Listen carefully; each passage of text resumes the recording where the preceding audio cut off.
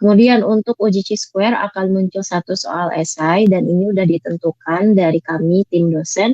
Yang akan dikeluarkan adalah soal dengan tabel kontingensinya 2 kali 2 ya. Jadi variabelnya ada dua tentu aja ya kalau uji Chi-square. Tapi nanti kategorinya juga dua, misalnya female, male gitu ya, sakit tidak sakit. Jadi masing-masing ada dua kategori. Nah ini juga untuk menyamakan tiap mahasiswa dapat bobot soal yang sama gitu ya. Kalau misalnya beda-beda ukuran tabel kontingensinya nanti akan berpengaruh pada perhitungan waktu yang dibutuhkan untuk menghitung ya. Makin besar tabelnya, waktu ngitungnya juga makin lama. Jadi semuanya akan disamakan, cuma pasti beda-beda angkanya. Jadi semuanya akan disamakan mendapatkan tabel kontingensi 2 kali 2. Kemudian untuk ANOVA, nah mungkin ANOVA yang paling agak lama mungkin hitungnya ya. Nah, ini juga disamakan. Jadi K-nya 3, K-nya tuh treatmentnya berarti ya. Treatmentnya ada 3, N-nya atau jumlah sampelnya ada 5. Ini semua mahasiswa akan dapat case ANOVA dengan ukuran tabel yang sama ya. Kemudian untuk regresi korelasi, kemarin kita di kelas bahas 10 titik sampel, tapi itu perhitungannya emang agak rumit karena angkanya agak jelek gitu ya. Nah, kita usahakan di UAS ini angkanya ya nggak susah lah seperti kemarin latihannya. Nah, ini jumlah sampelnya ada 8, jadi ada 8 titik untuk regresi dan korelasi ya. Jadi semua akan dapat jenis soal yang sama, cuma mungkin case dan angkanya beda-beda. Oke, seperti itu ya. Ini adalah kisi-kisi untuk UAS. Nah, mungkin sekarang saya akan lanjutkan membahas jawaban dari soal yang ada di workbook atau modul ya. Ada di bagian terakhir. Cuma mungkin esainya nggak akan terbahas semua. Saya pilih satu-satu aja. Nanti sisanya silakan buat latihan mandiri ya. Oke, mungkin langsung aja kita mulai untuk pilihan gandanya dulu. Ya, ini ya, ganda dulu. Nomor 1, di bawah ini yang merupakan perbedaan estimasi parameter dengan pengujian hipotesis. Nah, ini ada banget di slide awal-awal di uji hipotesis gitu ya. Jadi untuk estimasi parameter dulu ya. Ini dua-duanya sama gitu ya untuk estimasi parameter dan pengujian hipotesis itu adalah kita melihat ya, mengamati sampel, kita cari nilai rata-rata sampel, simpangan bakunya, untuk nanti menyimpulkan apa yang ada di populasi. Sebetulnya kegiatan ataupun tujuannya itu sama. Nah, bedanya kalau estimasi parameter itu tidak ada dugaan di awal gitu ya. Jadi kita cuma bekerja mencari berapa sih gitu ya. Kalau X barnya sekian, berapa sih nilai mu? Nah, ini nggak ada dugaan. Jadi kita menghitung berdasarkan statistik sampel. Itu estimasi parameter. Ya, jadi nanti dapatnya juga kan ini dalam bentuk interval gitu ya. Mu-nya ada di antara nilai berapa. Nah, tapi kalau pengujian hipotesis ini bukan mencari nilai mu-nya berapa, lebih kepada apakah suatu dugaan bisa diterima atau atau harus kita tolak. Nah, berarti kalau pengujian hipotesis itu selalu diawali dengan dugaan. Sementara di estimasi nggak ada ya, di estimasi yang diketahui adalah kondisi sampel. Nah, berarti jawaban yang betul adalah yang A ya. Nah, jadi pengujian hipotesis memiliki dugaan awal, tapi kalau estimasi tidak ada dugaan awal. Nah, kita bahas untuk opsi-opsi lainnya ya, supaya nambah knowledge juga. Yang B, tidak ada perbedaan antara estimasi dan pengujian hipotesis. Ya, jelas ada perbedaannya ya. Yang C, pengujian hipotesis untuk masih diperoleh taksiran berupa titik. Nah, ini salah karena baik taksiran interval ataupun taksiran titik atau estimasi poin ya, point estimated, itu sama-sama teori estimasi gitu ya. Jadi mau dia dalam bentuk titik, petanya berapa misalnya, ya, atau dalam bentuk interval, ini sama-sama estimasi gitu ya. Jadi pengujian hipotesis tidak dilakukan untuk memperoleh taksiran interval parameter. Jadi untuk yang D ini dua-duanya adalah kegiatan pada estimasi parameter. Itu ya. Oke, lanjut nomor 2. Penolakan terhadap H0 akan membawa kita untuk menerima. Nah, jadi dalam uji hipotesis itu ada dua hipotesis ya, H0, H1. H0 adalah kita namakan null hipotesis atau hipotesis nol. Dan yang H1 adalah alternatif. Nah, berarti ketika kita menolak H0, maka mau tidak mau kita menerima H1 karena tidak ada pilihan lain ya. Jadi ketika menolak H0, kita menerima H1. Artinya kita menerima hipotesis alternatif. Jawabannya yang B ya. Jadi yang H0 istilah lainnya null hipotesis dan H1 adalah hipotesis alternatif. Oke, kita lanjutkan ke yang ketiga. Oke, nomor 3. Statistik uji yang digunakan pada pengujian hipotesis rata-rata untuk sampel besar atau sigmanya ini diketahui adalah, ini kayaknya teman-teman udah bisa jawab ya, yang Z ya. Jadi sampel besar, sigma atau simpangan baku populasi diketahui itu udah pasti pakai Z ya. Kalau tes student ini adalah ketika sampelnya kecil dan ya ini tidak diketahui ya.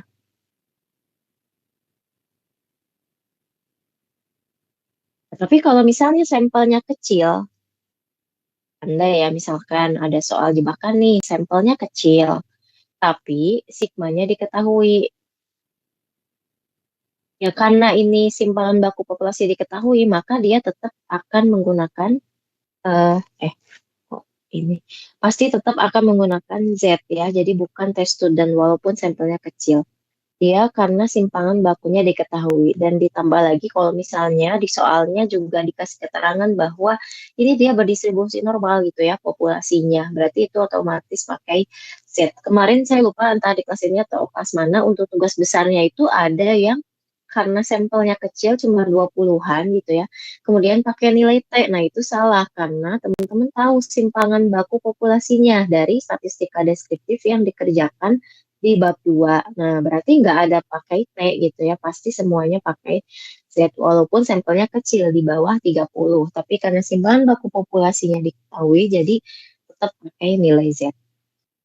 Oke, kemudian untuk opsi A, chi-square ini ya berarti yang berkaitan dengan hipotesis ini ya, hipotesis variansi ya, hipotesis variansi atau misalkan dipakai ketika uji square, uji goodness of fit test ya, kemudian dipakai untuk estimasi variansi juga.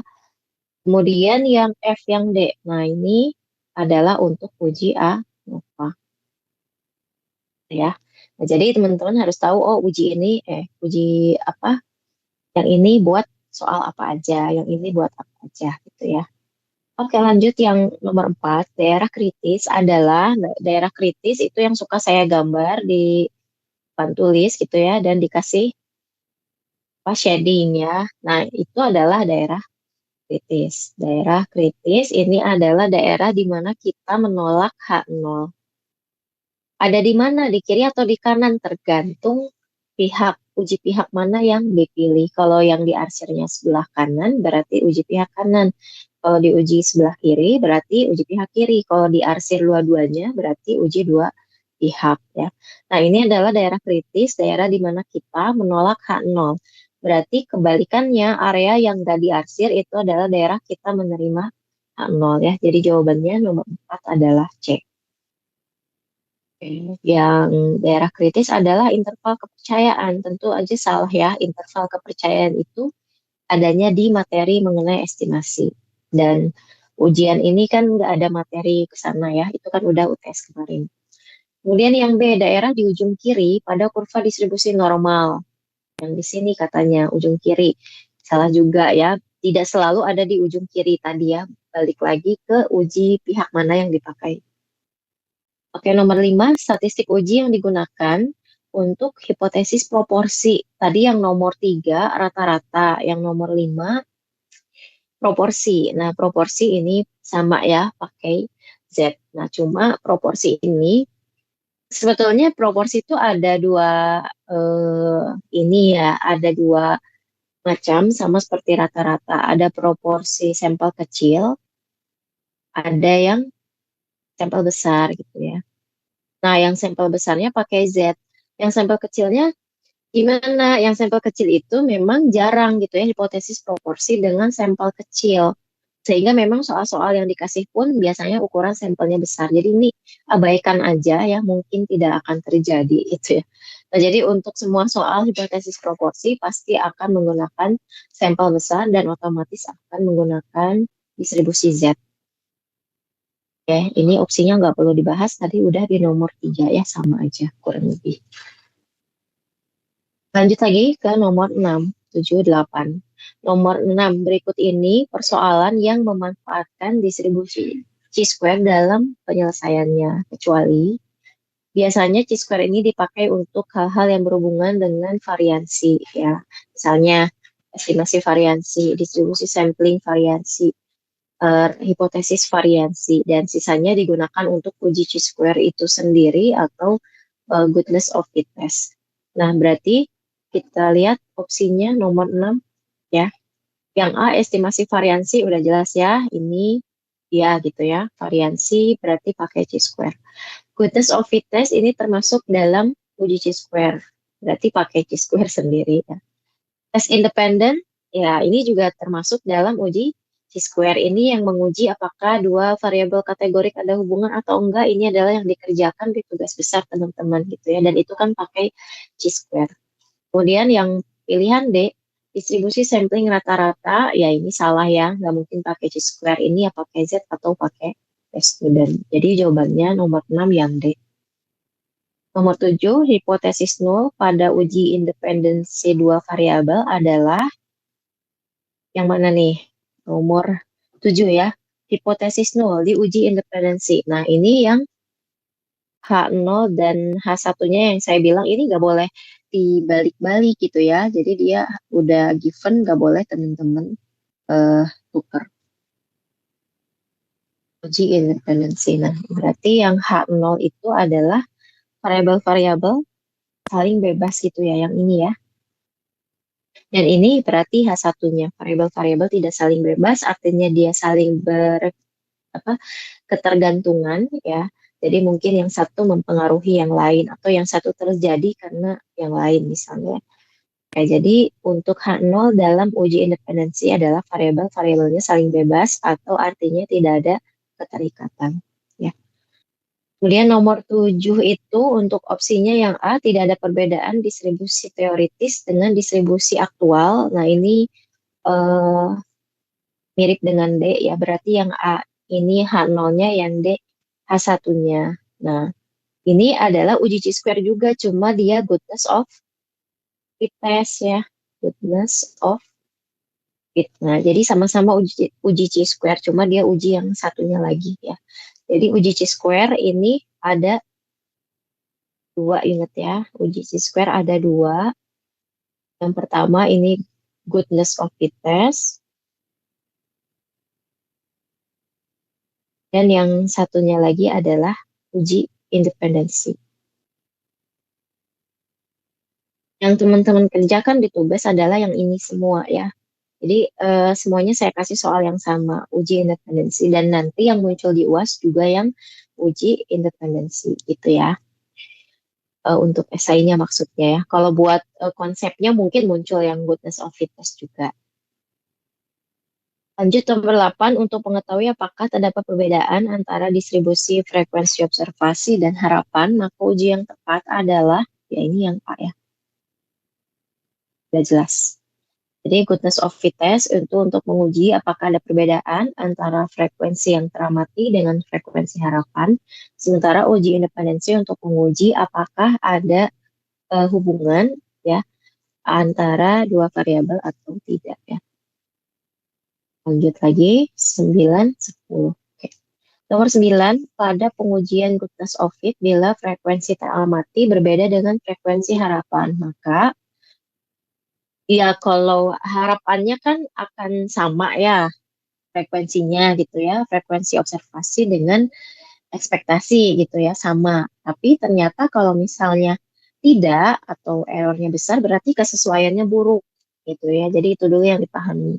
Kalau ada perbedaan jauh antara yang diamati dengan harapan kita, berarti kesesuaiannya buruk. Ya, berarti pilihan A udah jelas salah. Nah, tinggal pilih yang mana, C-square-nya besar atau C-square-nya kecil. Nah, jadi kalau kesesuaiannya buruk nih, maka akibatnya C-square-nya besar. Jadi ini sebab akibat itu ya, karena kesesuaiannya buruk, nilai C-square-nya besar. Nggak ada kesesuaiannya buruk, tapi nilai C-square-nya kecil. Jadi ini udah satu paket ya. Kalau dia kesesuaiannya buruk, C-square-nya besar. Atau sebaliknya, kalau nilai C-square besar, oh berarti ini kesesuaiannya buruk yang mungkin mengakibatkan kita menolak H0 menerima H1 gitu ya. Jadi ini jawabannya yang B ya. Jadi kesesuaian buruk di square besar. Nah itu dihafalin ya kan square. Cuma kalau untuk mengamati ada hubungan atau tidak itu yang uji independensi. Ya, kita lanjutkan nomor 11. ANOVA basicnya dia untuk menguji hipotesis kesamaan rata-rata. Nah, jadi salah kalau yang pilihan proporsi, variansi ini udah jelas salah. Cuma rata-rata yang seperti apa? Nah, tentu aja rata-rata dari tiga populasi atau lebih ya. Karena kalau dua populasi, dia bisa pakai uji rataan yang biasa. Ya, misalnya H0-nya, ya, mu sama dengan 3. H1-nya adalah mu tidak sama dengan 3. Atau ini kan satu populasi ya. Atau bisa aja dua populasi, mu 1 sama dengan mu 2. mu 1 tidak sama dengan mu 2. Ini uji hipotesis rata-rata yang biasa gitu ya, nggak perlu pakai ANOVA. Tapi kalau sudah tiga populasi atau lebih, maka itu harus pakai ANOVA. Jadi jawaban nomor 11 adalah. Kemudian nomor 12 terkait uji F ya. Daerah kritisnya ada di mana? Daerah kritis uji F selalu ada di ujung kanan. Ya, jadi uji F, daerah kritisnya selalu ada di ujung kanan. Nah, berarti kalau ujung kanan, threshold ini kan dia F tabel ya. Berarti kalau daerah kritisnya ada di kanan, F hitungnya lebih besar atau lebih kecil? Tentu aja lebih besar ya. F hitung harus ada di sini. Dia lebih besar kan dari F tabel. Berarti yang D ya. Nomor 13, distribusi yang digunakan sebagai dasar pengambilan keputusan pada ANOVA yang F ya. Distribusi F.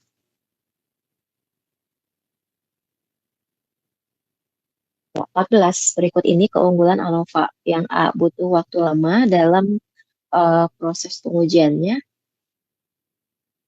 yang bukan keunggulan. Yang B, perbandingan dapat dilakukan untuk banyak variabel. Justru ini keunggulan ya. Pertanyaannya kan yang bukan termasuk keunggulan gitu ya. Oke, yang ini perbandingan dapat dilakukan untuk banyak variabel gitu ya. Yang C, dapat membandingkan banyak observasi sekaligus. Betul ya. Kemudian yang D, dapat meminimalkan kesalahan pada perhitungan. Iya, karena dilakukan sekaligus ya, tentu errornya bisa kita minimalkan ketimbang pengujian satu-satu. Nah, berarti yang ini betul. Jadi jawaban yang salah yang nggak termasuk keunggulan adalah A, butuh waktu lama. Nah, jelas. Jadi ANOVA itu justru butuh waktu yang ya karena cuma butuh sekali pengujian, justru waktu yang dibutuhkan relatif lebih sedikit dibanding kita menguji dengan uji hipotesis rata-rata. Ya, jadi terkait waktu ya untuk ANOVA ini akan mempersingkat waktu pengerjaan. Lanjut nomor 15, asumsi yang digunakan pada pengujian ANOVA kecuali yang A, pengambilan sampel harus acak. Ini karena teori ya, jadi teman-teman mau nggak mau apa dibaca lagi di workbook itu kan ada ya asumsi-asumsi ANOVA. Kemudian asumsi uji hipotesis apa aja. Nah itu mau tidak mau harus dipelajari gitu ya. Atau kalau misalnya dirasa yang di workbook kurang atau yang saya sampaikan kurang, silakan eksplor sendiri misalnya di ChatGPT buatkan soal 10 soal pilihan ganda terkait uji hipotesis rata-rata, uji hipotesis proporsi. Nah, nanti kan buat latihan gitu ya. Nah, itu juga saya rasa sih membantu ya buat teman-teman latihan gitu. Cuma mungkin harus difilter lagi yang mungkin nggak semuanya kita pelajari di kelas gitu. Kayak misalnya tadi uji hipotesis yang ini uji hipotesis dua rata-rata kita nggak bahas di kelas ya, karena nggak cukup juga waktunya gitu ya untuk membahas sampai ke sini. Ini kita nggak pelajari ya. Ya, balik lagi ke sini. Tadi sampai mana? Ya, benar ini ya. Asumsi yang digunakan pada pengujian ANOVA adalah sampel dilakukan secara acak, betul ya. Jadi dalam ANOVA harus dilakukan random sampling. Kemudian yang B variansinya heterogen. Nah, dalam ANOVA variansinya justru harus homogen ya. Nah, jadi jawabannya ya yang B yang salah. Data berdistribusi normal ya itu asumsi ANOVA, kemudian pengukuran minimalnya interval. Interval itu berarti dalam bentuk numerikal gitu ya, variabelnya kontinu. Ya berarti itu bisa dilakukan uji ANOVA. Kalau kategorikal ya nggak bisa pakai ANOVA. Oke, 15B. Kemudian ya ini nggak apa-apa dilebihin ya, walaupun di UAS munculnya cuma 15 soal. Nomor 16, koefisien korelasi Pearson digunakan untuk korelasi Pearson berarti untuk hubungan yang linier. Betul ya, hubungan linier antara dua variabel. Nah, kemarin kan kita belajar regresi linier. Regresi, jadi ada regresi, saya ini lagi ya, ulas lagi ya. Ada regresi, ada korelasi. Nah, regresi ini untuk melihat bentuk hubungan. Bentuk hubungannya, apakah dia ada kecenderungan linier atau non-linear. Kalau linear berarti berbentuk garis lurus ya hubungannya. Kemudian kalau korelasi ini untuk mengukur kekuatan hubungannya ya. Jadi nggak melihat apakah dia linear atau non-linear. Kalau korelasi itu ya cuma melihat seberapa kuat variabel satu mempengaruhi variabel lainnya. Nah, korelasi Pearson berarti tadi karena dia korelasi ya dia untuk mengukur kekuatan hubungan ya, bukan untuk melihat bentuk hubungan. Berarti yang A ya. Jadi Pearson itu khusus untuk yang linear. Yang non-linear ada lagi. Tapi kita nggak pelajari dalam di kelas ini. Mungkin nanti ya kuliah data mining gitu. Oke gitu ya. Jadi jawabannya Pearson itu untuk mengukur hubungan linear antara dua variabel. Lanjut nomor 17. Jika koefisien korelasi antara tinggi badan dan berat badan 0,85, maka disimpulkan bahwa ini silahkan dilihat di tabel Walpole ya. Nah, tabel Walpole 0,85 tuh masuk kategori mana? Nah, berarti ini menurut tabel dia masuk ke dalam kategori kuat ya, korelasi yang kuat. Cuma apakah positif negatif ya lihat aja dari angkanya karena dia positif berarti jawabannya B ya. Kalau negatif berarti negatif. Nah, apa makna positif dan negatif? Nah, berarti kalau yang positif dia seperti ini ya. Kalau yang negatif ya kayak gini ya. Jadi kalau positif artinya ketika variabel X naik, Y juga naik. Berarti hubungan yang satu arah ya. Nah, ada juga hubungan berbalik arah. Berarti ketika X-nya naik, justru nilai Y-nya turun. Contohnya apa? Misalnya ketika jumlah pekerja banyak, justru jumlah hari yang dibutuhkan untuk menyelesaikan suatu proyek itu bakal lebih singkat gitu ya. Jadi ketika jumlah pekerja banyak, harinya turun. Berarti itu hubungan yang berlawanan arah. Itu contoh untuk nilai R yang negatif ya. Nah, kalau yang ini berarti R-nya positif. Ketika X-nya naik, Y-nya juga naik. Contohnya ketika curah hujan tinggi, pasien di rumah sakit juga ikut meningkat dari jumlahnya ya. Oke, lanjut 18. Dari hasil analisis regresi, nilai R kuadrat atau koefisien determinasi adalah 0,64. Apa interpretasi yang tepat? Nah, berarti jawabannya yang A ya, variasi pada X dapat menjelaskan 64% variasi pada Y. Nah, ini X-nya tentu aja dia menjadi variabel independen ya, independen. Artinya dia variabel bebasnya. Yang Y-nya variabel dependen. Nah, otomatis X ini akan mempengaruhi Y gitu ya. Nah, mempengaruhinya sebesar apa? Sebesar 64% gitu. Jadi variasi dalam Y dipengaruhi 64% variasi oleh X. Nah, berarti X-nya bisa menjelaskan 64% variasi pada Y-nya ya. Ya, nah, sebetulnya bisa aja soalnya agak-agak dibuat jebakan ya. Misalkan diketahuinya R kuadrat. Nah, tapi eh, pilihannya, opsinya adalah kekuatan hubungannya seperti pilihan opsi C sama D. Hubungan antara X dan Y lemah, hubungan antara X dan Y tidak signifikan. Berarti yang harus teman-teman lakukan adalah mencari nilai korelasinya atau akarnya. Berarti kalau determinasinya 0,4, otomatis R-nya akan 0,64, berarti 0,8 ya. Nah, koefisien korelasi 0,8 ini menurut tabel Walpole dia termasuk kategori yang kuat ya. Sementara C dan D dia lemah atau tidak signifikan. Berarti kan salah juga gitu ya. Nah, mungkin nanti bentuk-bentuknya ya ada yang seperti ini gitu ya. Diketahuinya koefisien determinasi, tapi yang ditanyakan adalah kekuatan hubungan, bukan nilai variasi. Nah, berarti ya teman-teman harus mengakarkan nilai determinasi itu ya, supaya mendapatkan nilai koefisien korelasinya. Lanjut 1920, koefisien korelasi Pearson memiliki rentang nilai antara, ya ini -1 sampai 1 ya. -1 sampai 1. Nah, berarti makin dekat ke -1 dan makin dekat ke 1, dia justru makin kuat. Tanda negatif di sini hanya untuk menandakan bahwa hubungannya dia negatif ya. Jadi bukan berarti makin negatif makin buruk. Justru makin dekat ke 0, dia makin buruk hubungannya ya, makin lemah. Makin dekat ke -1 dan 1, dia makin kuat.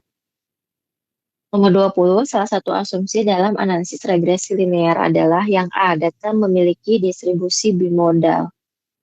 Oke, kita lihat juga opsi lain. Yang B, hubungan antara variabel bebas dan variabel terikat harus linear. Jelas ya. Yang B kayaknya dia termasuk, dia merupakan asumsi utama, betul ya.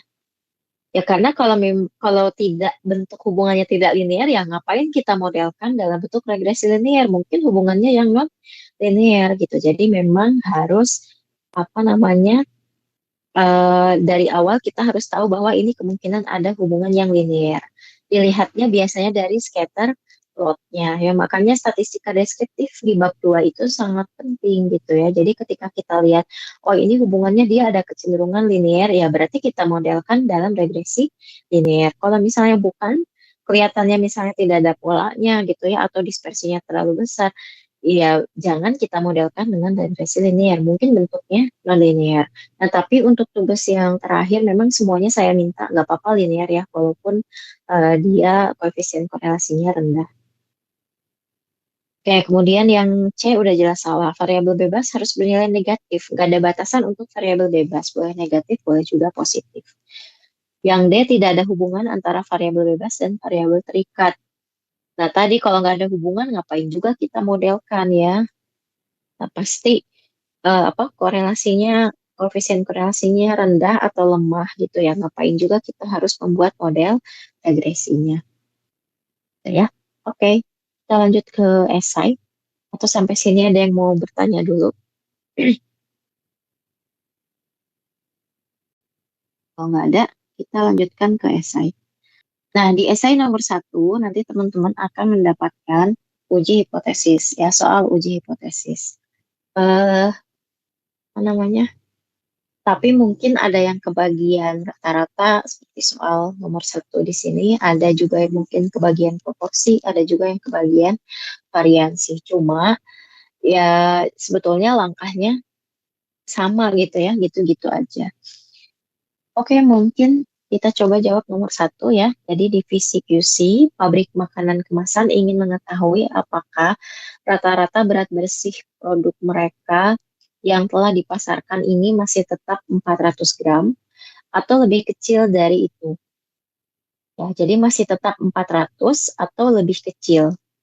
Nah, berarti ada dugaan bahwa si berat kemasannya itu udah berubah. Berubahnya tuh berubahnya itu tentu bukan lebih banyak ya. Kalau lebih banyak mah nggak akan ada yang protes. Ini adalah ketika lebih kecil gitu ya, di kemasan tertera beratnya 400 gram, padahal isinya nggak sebanyak itu.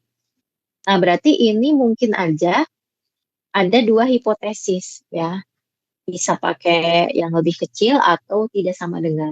Nah, mungkin nanti ya mau jawab pakai yang manapun asalkan ke bawahnya betul jawabannya, simpulannya betul, yaitu nilainya dapat full score gitu ya. Kemudian, atau ini saya tulis dulu ya, diketahui berarti kayak ini adalah mu nolnya ya, 400. Kemudian dari data sebelumnya, artinya dari populasi sebelumnya gitu ya yang sudah ada, simpangan baku bersih per kemasan, berarti ini sigma ya, 117,8. Dan diambil sampel sebanyak 100, kemudian dari 100 sampel itu rata-rata berat bersihnya adalah 367,2.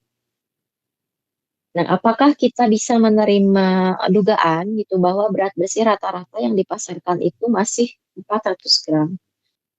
Nah, kita tulis yang pertama adalah rumusan hipotesis. Nah, teman-teman kalau misalnya ingin mendapatkan full score di soal esai itu sebetulnya gampang ya.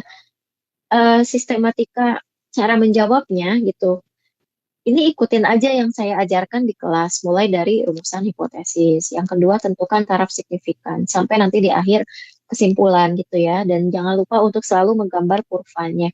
Itu pasti dapat full score gitu ya, karena beberapa di tugas, saya lihat di tugas individu, ada yang ngejawabnya tuh nggak sistematis gitu ya. Jadi kayak langsung hitung nilai Z, atau ada kesimpulan terima H0, tolak H0, tapi rumusan hipotesisnya nggak ada gitu. Jadi kan nggak jelas terima H0 tuh H0-nya yang mana. Nah, itu artinya sistematika pengujiannya nggak benar gitu ya.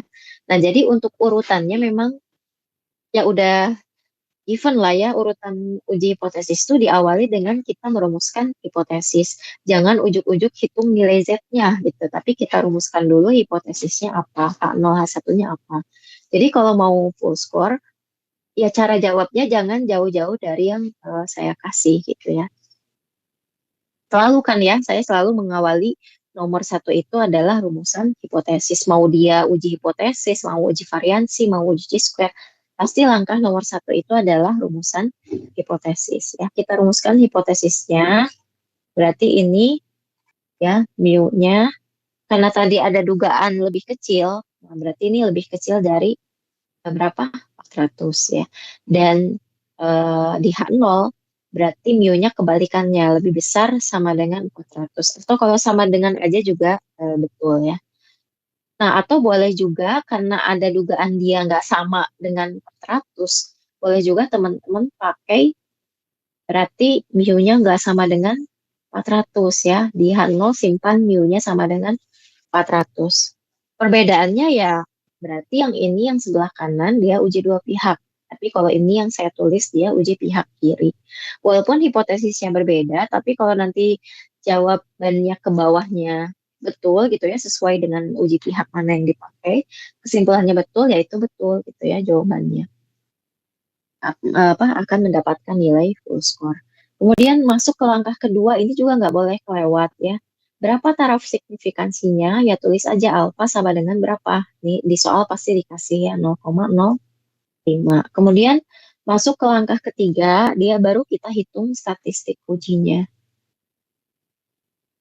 Statistik uji. Nah, karena ini adalah uji hipotesis dengan sampel besar 100 ya, kemudian simpanan baku populasi diketahui 117,8, maka kita pakai nilai Z ya, rumusnya X kurangi mu 0 dibagi sigma per akar N. Ini adalah berapa? 367,2 kurangi 400 dibagi 117,8 dibagi akar 100. Ini saya langsung aja hasilnya ya, negatif 2,78. Nah, kemudian masuk ke langkah keempat. Langkah keempat adalah membandingkan ya. Membandingkan nilai hitungan kita dengan nilai yang ada di tabel. Z tabelnya tuh berapa? Nah, berarti karena ini uji apa? Uji pihak kiri ya. Berarti daerah kritisnya ada di sebelah kiri. Nah, kalau teman-teman perhatikan, setiap saya jelasin di kelas kan selalu saya gambar kurvanya ya. Nggak ada eh, apa soal yang nggak saya gambar kurvanya. Pasti selalu ada kurvanya. Nah, jadi harapannya teman-teman juga terbiasa. Di tugas juga selalu digambar kurvanya. Di tugas besar juga sama. Nanti juga ketika ujian, gambar kurvanya itu buat apa? Buat memperlihatkan ya dengan jelas, oh ini loh daerah kritisnya. Kemudian ini Z hitung tuh jatuh di sini. Berarti kesimpulannya harus tolak atau harus terima nol gitu ya. Nah, jadi tolong nanti kalau mau dapat full score, ya ikuti langkah pengujian ini ya, sistematikanya, urutannya gitu. Jangan lompat-lompat ya, karena saya periksa tugas itu beberapa ada yang gak jelas gitu hipotesisnya apa, tiba-tiba langsung nilai Z-nya dihitung, langsung kesimpulan terima nol gitu ya. Nah, itu berarti ya bakal dapat skor, tapi mungkin ya nggak akan full gitu ya, karena tadi rumusan hipotesisnya nggak jelas, jawabannya nggak sistematis juga. Oke, ini karena uji pihak kiri, berarti eh, kemudian alfanya 0,05 ya, berarti ini kita pakai negatifnya, negatif 1,65 ya. Jadi ini Z 0,05 itu 1,65. Nah, dari sini kan kelihatan Z tabelnya negatif 1,65, tapi kita dapatkan nilai Z hitungnya adalah negatif 2,78 dan ini ada di sebelah kiri ya, min 2,78. Sehingga dari gambar tuh kelihatan jelas ya dari gambar, oh dia jatuh di daerah kritis, berarti harus menolak H0. Oke, jadi di nomor 5 tulis kesimpulannya ya, karena ya, Z hitung dia jatuh di area kritis atau boleh bahasa lain jatuh di daerah penolakan H0 sama aja ya. Di area kritis maka tolak H0. Nah, kesimpulan yang betul itu nggak cuma sampai di sini ya, bukan masalah tolak H0 atau terima H0, tapi di soal udah jelas loh pertanyaannya. Apakah bisa diterima bahwa berat bersih rata-rata yang dipasarkan tuh 400 gram? Berarti teman-teman harus memberikan kesimpulan yang bersesuaian, yang relevan dengan pertanyaan yang ada di soal. Kalau jawabannya hanya tolak H0, terima H0, itu kan nggak relevan dengan yang ditanyakan di soal gitu ya. Jadi selain daripada kesimpulan terima tolak H0, kasih interpretasi lain. Menolak H0 itu artinya apa? Menerima H0 itu artinya apa? Gitu ya. Nah, jadi di sini ditambahkan artinya, nah ketika kita tolak H0, maka kita juga terima H1 ya. Nah, artinya menerima dugaan gitu ya, menerima dugaan bahwa berat bersih kemasan, berat bersih apa ini? Benar ya? Berat bersih makanan kemasan. Berat bersih makanan kemasan itu sudah berubah gitu ya, sudah berubah atau lebih kecil dari 400 gram. Nah, kalau kayak gini kan jelas ya menjawab pertanyaan yang ada di soal. Nah, ini yang saya akan kasih full score ya. Jadi kalau nomor satu poinnya 10, kalau jawab kayak gini ya 10. Atau kalau misalnya tadi jawabannya cuma sampai tolak H0, terima H0, tidak menjawab pertanyaan yang ada, ya mungkin ya saya kasih berapa, 8 mungkin ya atau 9 skornya gitu ya, nggak akan dapat full. Nah, ini yang full score, dia jelas rumusan hipotesisnya apa, alfanya ditulis berapa, statistik ujinya dihitung, kemudian dibandingkan dengan thresholdnya berapa, dan kesimpulannya yang apa. Nah, ini akan dapat full score. Kurang lebih seperti itu ya. Di tugas besar juga sama. Oke, lanjut nomor 2. Nomor 2 soal tentang uji independensi ya. Nah, tadi saya udah bilang bahwa untuk soalnya dia akan kontingensinya 2 kali 2 ya. Dan ini nggak akan dikasih raw data. Raw data tuh yang teman-teman harus hitung kayak di latihan soal tuh ya. Misalnya batita berapa, balita berapa. Nah, itu nggak perlu ya. Jadi udah dikasih dalam bentuk seperti ini gitu. Tinggal dihitung aja apa tinggal dilakukan uji hipotesis aja ya. Jadi nggak akan dikasih raw data seperti tugas di kelas kemarin atau latihan ya, latihan di kelas kemarin. Jadi akan langsung dikasih tabel kontingensinya. Nah, ini ada dua variabel. Yang pertama gender ya, laki-laki atau perempuan. Kemudian yang satu lagi preferensi minuman, milih kopi atau milih teh. Nah, jadilah tabel kontingensi 2 kali 2. Oke, mungkin mulai selalu ya, mulai nomor satu itu selalu dengan rumusan hipotesis. Rumusan hipotesis ya, H0, H1.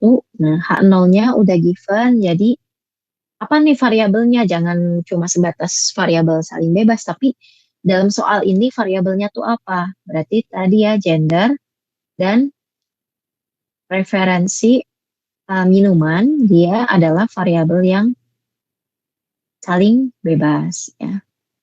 Dan di nomor di alternatif hipotesisnya berarti kebalikannya, gender dan preferensi minuman tidak saling bebas.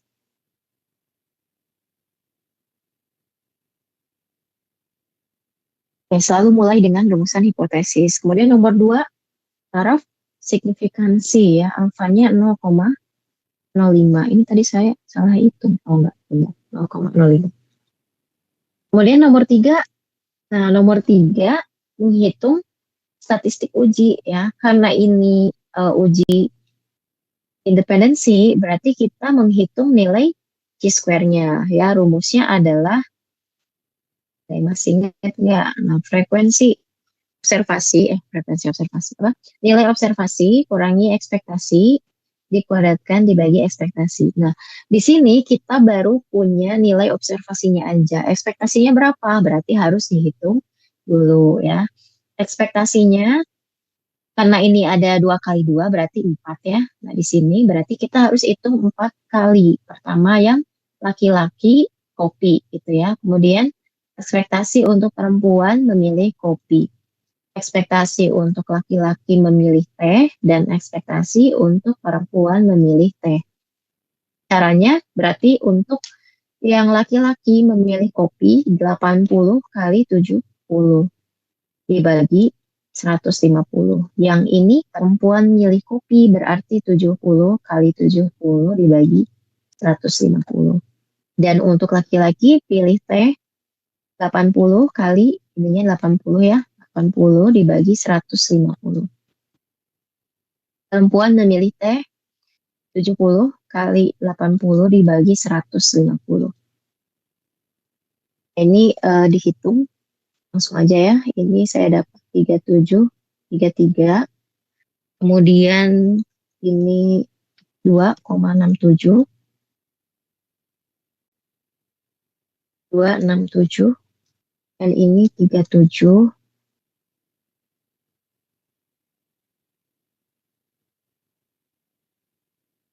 Supaya mudah, saya tulis di sini. Ini adalah observasi, ini harapannya ya. 37, 33. Kemudian di sini 20 dengan 3267. Yang di sini 30 dengan 4267. Dan yang terakhir 50 dengan 3733.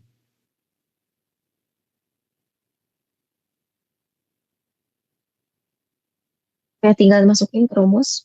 50 kurangi 3733 kuadrat dibagi 3733 ditambah 30 kurangi 4267 dibagi 42,67 tambah lagi. Nah, makanya ini kenapa semua mahasiswa akan mendapat tabel kontingensi ukurannya sama gitu ya, karena besarnya tabel kontingensi akan mempengaruhi waktu perhitungan ya. Jadi kalau ada yang dapat lebih besar atau lebih sedikit, itu nggak adil nantinya ya. Sip. Nah, ini hasilnya adalah 17,27. Oke, nah lanjut ke langkah keempat ya, seperti biasa. Nah, di langkah keempat kita membandingkan statistik uji Chi-square dengan Chi-square tabel gitu ya. Chi-square tabel, jangan lupa gambar tabel apa distribusi Chi-square-nya, walaupun mungkin gambarnya nggak bagus gitu ya. Tapi setidaknya teman-teman memperlihatkan bahwa oh saya tuh ngerti loh gitu ya bahwa ini tuh ada Chi-square tabel, ini ada Chi-square hitung, ini daerah kritisnya gitu ya. Dan pengambilan kesimpulan didasarkan pada letak Chi-square hitung dan Chi-square tabel. Nah, ini kita lihat dulu Chi-square tabelnya. Chi-square tabelnya adalah alfanya 0,05 ya, dan untuk V-nya P-nya itu rumusnya R-1 kali K-1. Nah, karena R-nya jumlah barisnya 2 tadi ya, kolomnya juga 2, berarti ini jadinya 1. Ini di slide berikutnya saya udah sediakan tabelnya. Berarti Chi-square-nya 0,05 alfanya ya, dan V-nya 1, jadi 3,841. Ini 3,841. Oke, ini Chi-square itu selalu area kanan ya. Square-nya adalah 3,841. Kita bandingkan dengan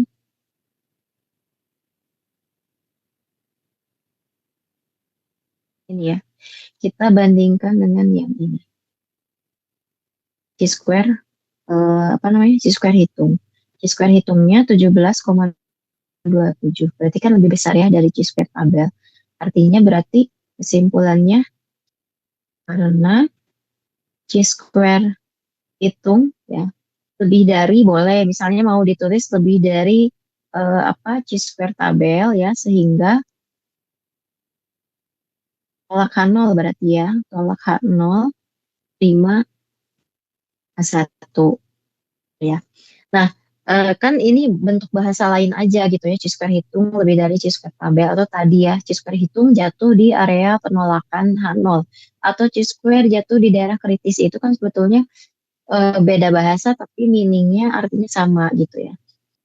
Oke, berarti tolak H0 terima H1 artinya kita menerima H1 itu artinya gender dan referensi minuman dia tidak saling bebas ya.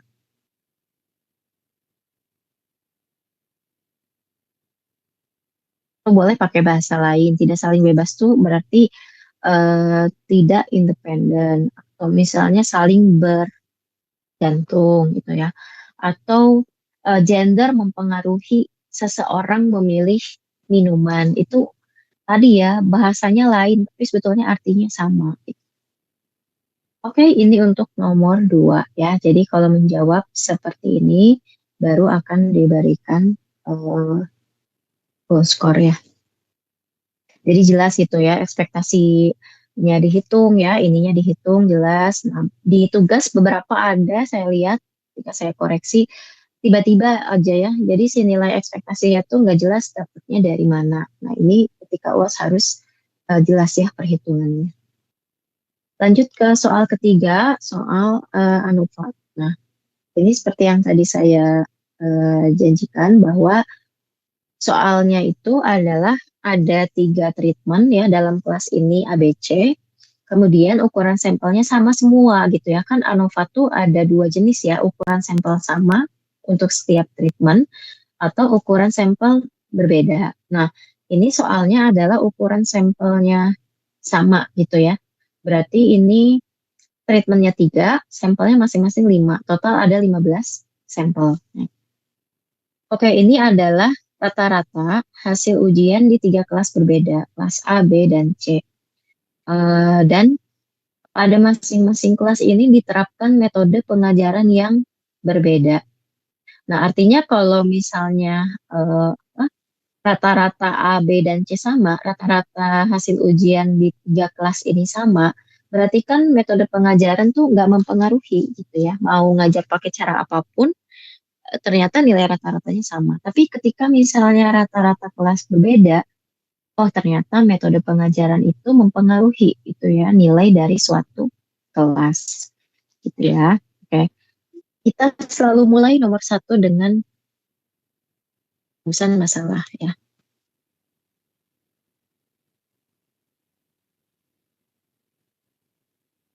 Rumusan masalah apa? Rumusan hipotesis. Rumusan hipotesis. Ya, mulai dengan H0, H1. Nah, karena ini uji ANOVA, kemudian ada tiga kelas, berarti untuk H0-nya mu A sama dengan mu B, gitu ya, sama dengan mu C. Artinya rata-rata nilai ketiga kelas ini sama. Untuk H1-nya terdapat, jangan hanya sekedar rata-rata berbeda gitu ya, kan udah jelas ya untuk ANOVA itu H1-nya adalah terdapat minimal atau setidaknya ya, minimal dua kelas dengan rata-rata yang berbeda gitu ya. Jadi ketika ada dua aja, dua kelas aja yang rata-ratanya beda, otomatis H0 tidak gagal kita terima gitu ya. Jadi nggak harus semuanya beda, tapi minimal ada dua yang beda. Maka H0 akan otomatis gagal.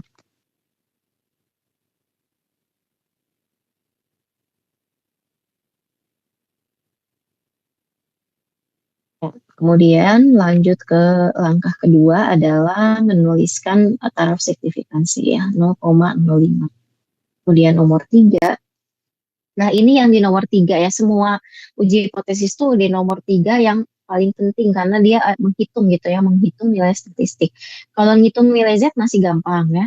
Nilai chi-square ya ini agak lumayan. Nah, yang lama tuh di ANOVA ya, menghitung ini gitu ya. Nah, kemudian nanti di cheat sheet akan dikasih rumusnya. Cuma cara pakainya kan karena kita udah bahas di kelas ya, cara pakainya nggak dikasih gitu ya. Karena kemarin waktu meriksa UTS tuh ada yang curhat di lembar jawabnya gitu.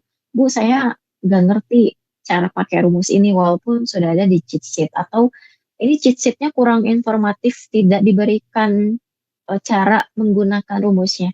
Ya, namanya juga cheat sheet ya, artinya hanya kumpulan rumus-rumus aja gitu. Memang isinya hanya kumpulan rumus-rumus saja. Cara pakainya gimana, atau misalnya apa sih makna dari mu, makna dari sigma, itu udah kita sering bahas di kelas. Harapannya sih nggak perlu dikasih tahu lagi ketika ujian ya. Oke, yang nomor 3 itu kita harus hitung apa SST gitu ya, sum square total, sum square treatment, dan nanti akan mendapatkan sum square error ya. SST ini karena total, nah berarti kalau total kita harus, ini mungkin dihafal polanya ya. Jadi kalau total itu kita harus mentotalkan semua kan ya. Ya, totalkan semua. Oh ya, lupa. Sebelum menghitung nomor 3 selalu dilengkapi dulu total ke bawah ya. Total ke bawah. Kalau rata-rata kayaknya nggak terlalu kepakai, tapi kalau kalian mau melengkapi, silahkan ya. Ini susah banget gambar garis lurus. Meter lah ya. Oke, ini total, kemudian ini rata-rata ya. Nah, total ini selalu ya, jumlahkan ke bawah kalau dia ANOVA. Jadi dijumlahkan ini 104 dengan rata-ratanya 80,8 ya. 404 dibagi 5.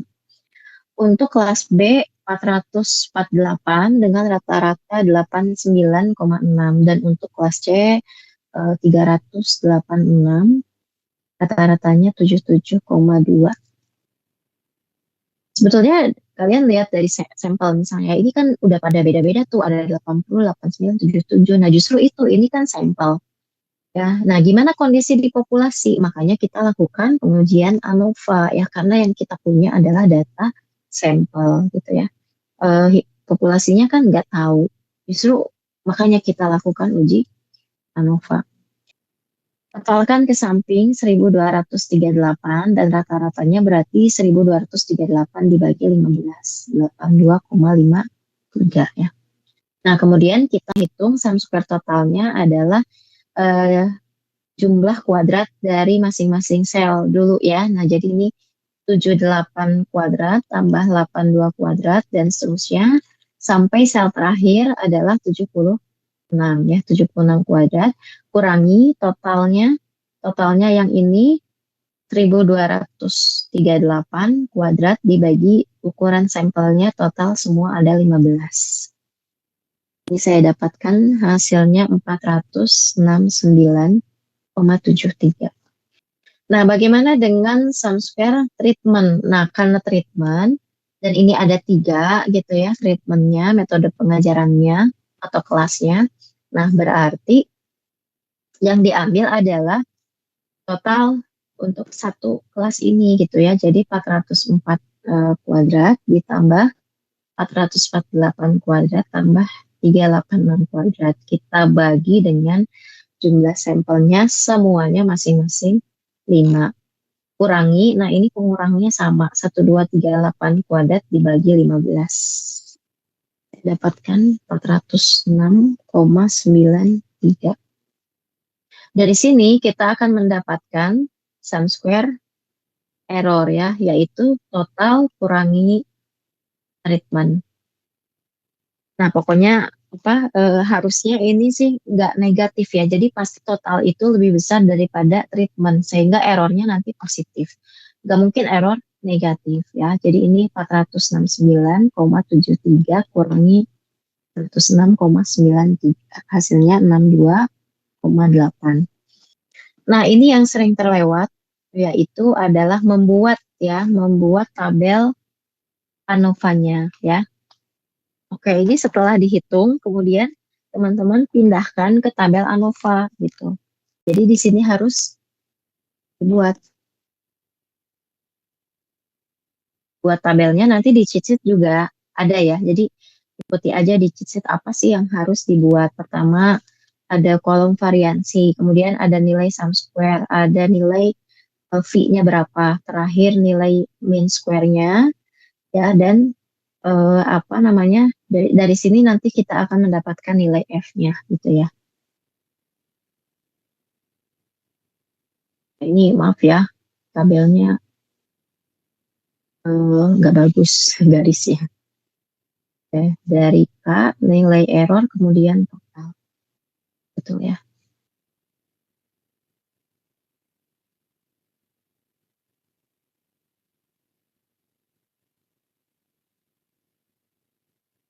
Oke, tadi, nah ini langsung diisiin aja karena tadi kita udah dapat SSK-nya 406,93. Jadi ini dipindahkan ke sini 406,93. Yang errornya 62,8 dan totalnya 469,73. Tinggal dipindahkan ya. Nah, cuma yang V-nya, tapi jangan khawatir nanti di cheat sheet kan ada rumusnya ya. Rumusnya K-1, berarti K-nya 3 kurangi 1, berarti 2 ya V-nya. Kemudian untuk yang ini K kali N-1, berarti K-nya 3 gitu ya. Nah, N-nya adalah 5, 5 kurangi 1. Berarti 3 kali 4, 12. Dan terakhir ini rumusnya NK-1. NK berarti 15 kurangi 1, 14. Nah, semua rumus ini nanti ada di cheat sheet. Jadi teman-teman nggak apa-apa, nggak hafal nyari V-nya, karena nanti di cheat sheet ada ya. Kemudian untuk MS-nya, ini adalah hasil pembagian SS dibagi P ya, berarti ini 406,93 dibagi 2, dan yang ini 62,8 dibagi 12. Ini berapa? Bentar. Yang ini 203,46 dan yang ini 5,23. Barulah dari sini kita akan mendapatkan nilai F-nya ya. F sama dengan MSK ya, treatment dibagi error, berarti 203,46 dibagi 5,23. Hasilnya 38,90. Nilai F-nya besar banget ya. Nah, sementara berapa nilai F tabel? Berarti F tabel, ini kita masih di langkah nomor 3 ya. Berarti ini di langkah nomor 4 kita membandingkan. F tabel adalah F 0,05, V1-nya 2, V2-nya 12. Berarti 2,12. Berarti yang mana? Ini ya, 3,89. Oke, kita gambar ini distribusi F. Ya, ini F tabelnya 3,89 dan kita dapat nilai F hitungnya 38,90 yang pasti itu lebih besar dari nilai F tabel. Sehingga kesimpulannya adalah ya yang kelima karena F hitung ya lebih daripada F tabel maka kita tolak H0 ya. Maka tolak H0 terima H1 artinya ya kalau menolak H0 tadi kita lihat rumusan hipotesisnya. Betul ya? Oke. Berarti terima satu bahwa terdapat minimal dua kelas dengan rata-rata berbeda ya.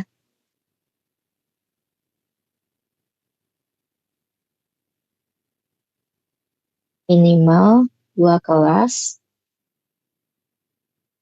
dengan rata-rata nilai ujian yang berbeda. Dengan rata-rata nilai ujian berbeda. Atau boleh dengan kata lain ya. Atau berarti apa ketika ada nilai metode pengajaran diterapkan di beberapa kelas yang berbeda, kemudian nilainya juga beda-beda. Berarti metode pengajaran mempengaruhi nilai suatu kelas. Ya, justru ketika rata-ratanya sama, artinya metode nggak memberikan pengaruh gitu ya. Tapi ketika berbeda, berarti kesimpulan lainnya adalah metode pengajaran memberikan pengaruh gitu ya. Memberikan dampak atau memberikan pengaruh terhadap nilai ujian. Nah, jadi ini boleh yang ini ya sama aja atau yang ininya sama ya. Mau seperti apa yang penting dia ada hal yang betul-betul menjawab pertanyaan di soal ya yang relevan dengan soal. Jadi bukan cuma sebatas terima atau tolak H0 saja. Oke, ini jawaban untuk nomor 3. Lanjut ke soal terakhir.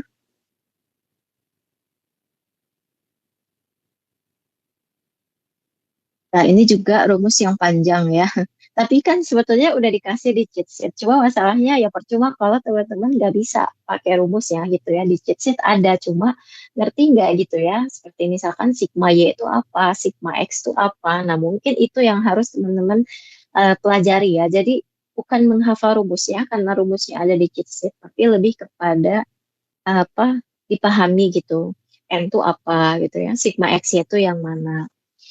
Kayak gitu ya. Oke, kita jawab soal ini, tapi sebelumnya mungkin ketika melihat tabel ini gitu ya, dan pertanyaannya ini adalah hitung nilai koefisien korelasi, kemudian tentukan persamaan regresinya, maka kita harus lengkapi tabel ini ya. Jadi selalu ini kita lengkapi ke samping dengan nilai X kuadrat ya, kemudian nilai Y kuadrat, dan X kali Y gitu ya. Nah ini selalu lah ya kita lengkapi ke bawah.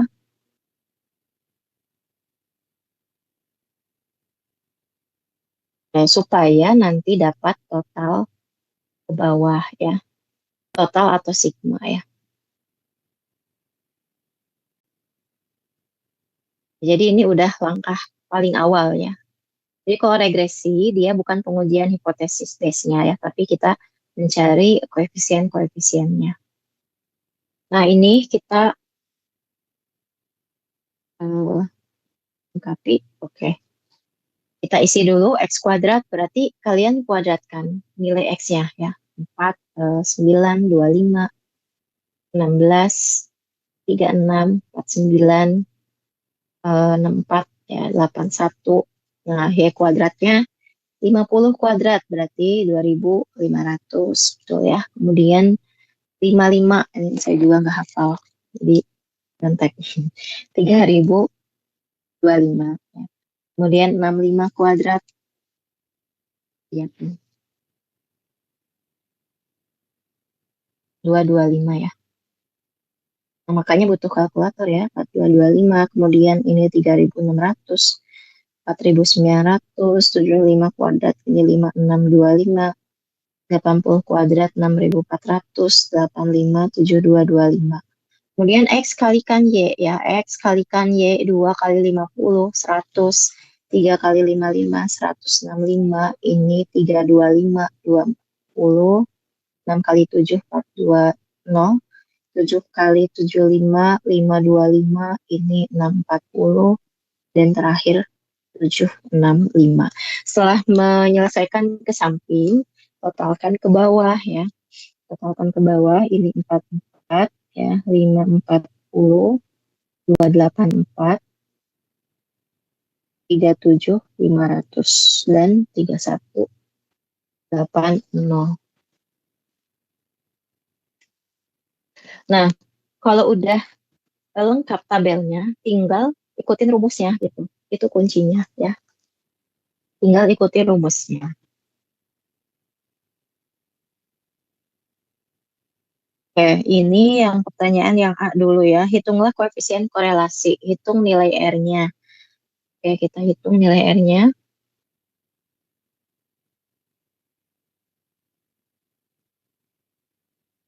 Nah, ini memang apa panjang rumusnya ya. Tapi kalau teman-teman paham notasi-notasi di sini sebetulnya nggak susah ya. Kita mulai dengan N. N-nya adalah jumlah sampel berarti 8 dikalikan sigma X-Y. Jumlah sigma X-Y ini ya dapat 3180. Oke. Kurangi sigma X. Jumlah X ke bawah berarti 44 kalikan jumlah Y ke bawah 540. Ya, dibagi. Nah, akar dari ini ada kurung 2. Ya, ini perkalian ya. N kali sigma X kuadrat. N-nya 8. Sigma X kuadrat. Berarti penjumlahan dari X kuadrat 284 ya. 284 kurangi sigma X kuadrat berarti apa ya? Jumlah X gitu ya. Tapi dikuadratkan berarti 44 kuadrat. Dikali N lagi 8. Sigma Y kuadratnya 3750. Betul ya?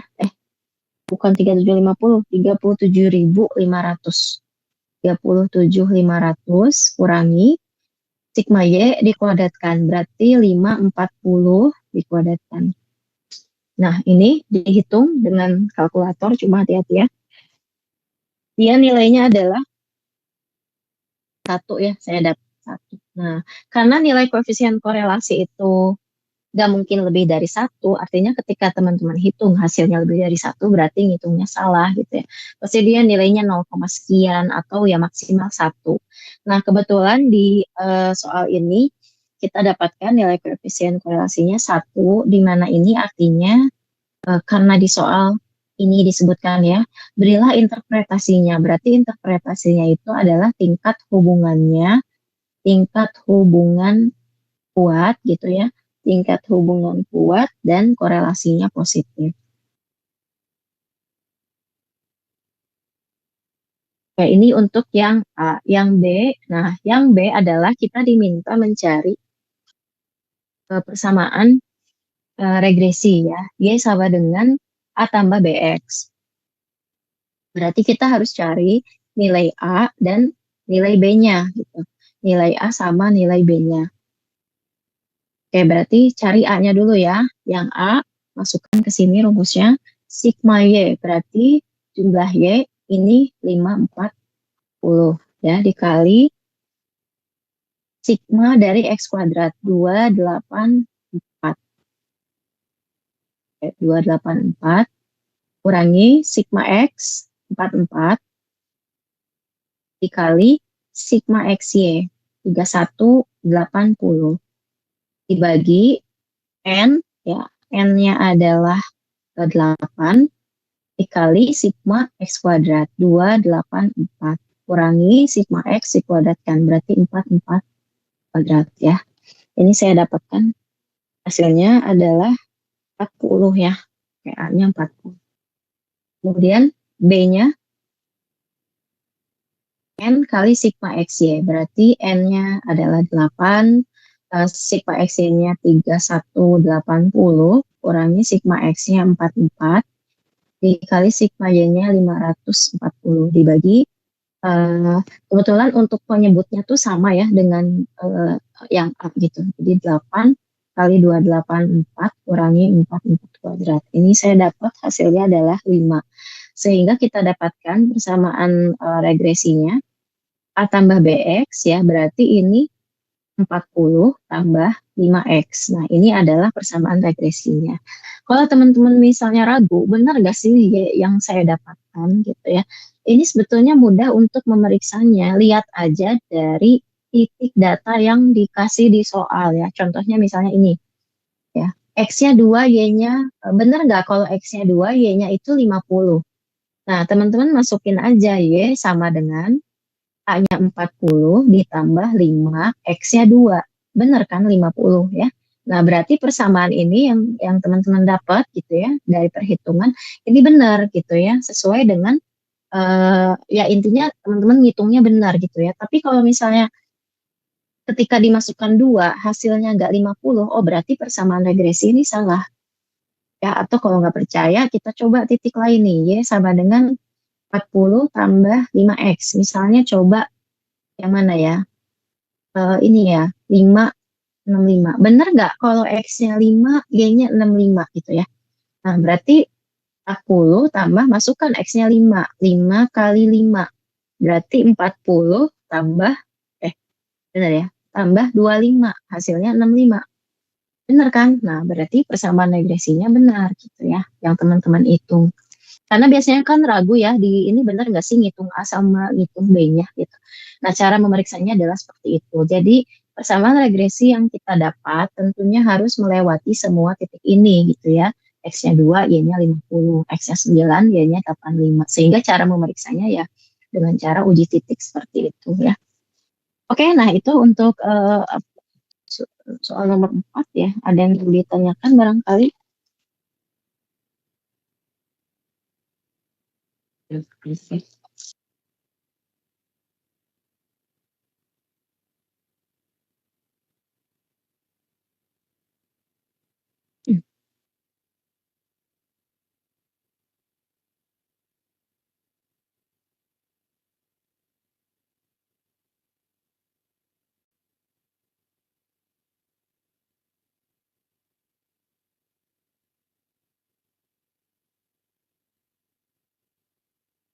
Ada pertanyaan? Kalau nggak ada, nah mungkin itu aja yang bisa saya bahas ya, 4 soal. Sisanya saya lihat di workbook kan masih ada beberapa latihan soal. Silahkan dicoba untuk latihan ya, meskipun mungkin di soal yang workbook itu nggak semuanya misalnya tabel kontingensinya 2 kali 2 ya. Ada mungkin lebih ya, atau ANOVA-nya juga lebih gitu ya, bukan 3 kali 5. Tapi setidaknya untuk teman-teman latihan tadi ya, memahami pola, misalnya rumusnya nggak perlu dihafal, tapi hafal polanya. Oh, yang ini tuh ini gitu, yang ini tuh ini. Kayak gitu ya. Nah, jadi silakan mungkin dalam 1 minggu ini diselesaikan tugas besarnya.